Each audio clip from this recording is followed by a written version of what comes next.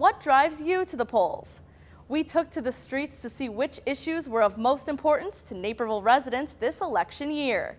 This election season and I can give you a list. I'd love to see us stop going to war. I'd love to see us lower our military spending. You know, there's a big spending cut that would fund education and everything else, so it's a matter of priorities. The fiscal mess in Illinois, yeah, we need to fix it. I think that's just absolutely crucial in this. If you look, what an opportunity to have 50 states in the union we can compare ourselves to, and when we do, we don't measure up. I think that's the key thing.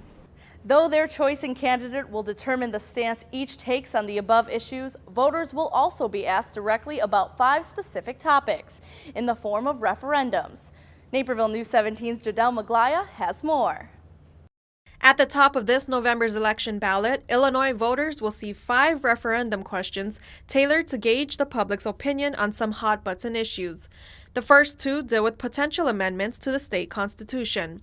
One would require courts to allow more rights to victims, giving them information about hearings, access to restitution, and added protections against perpetrators. So it's not a new law, but amending to clarify, to give victims more rights to talk to prosecutors and be made aware of and be able to attend certain hearings and plea court cases.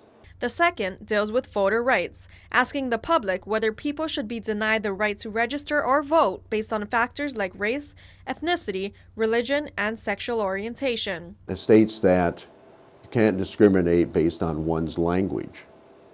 And this is going to cause a lot of concern, because does that mean you have to have separate ballots just based on the individual's home language? Or do you have to have an interpreter at each polling place to be able to interpret the ballot? The next 3 questions are simply advisory or non-binding. One is in response to a recent U.S. Supreme Court ruling that allows corporations to restrict birth control coverage to their employees on religious grounds. It asks whether voters believe birth control should be covered as part of their benefits package. The second questions whether residents who make over $1 million a year should be subject to a 3% income tax increase, creating funds to be used toward education.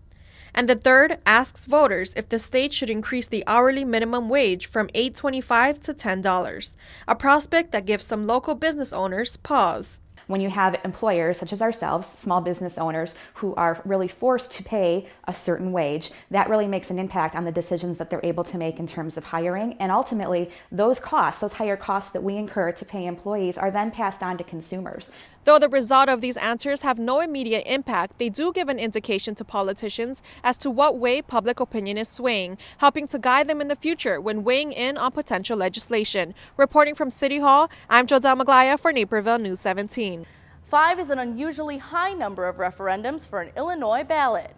Their presence is seen by some as a move by Democrats to get out the vote.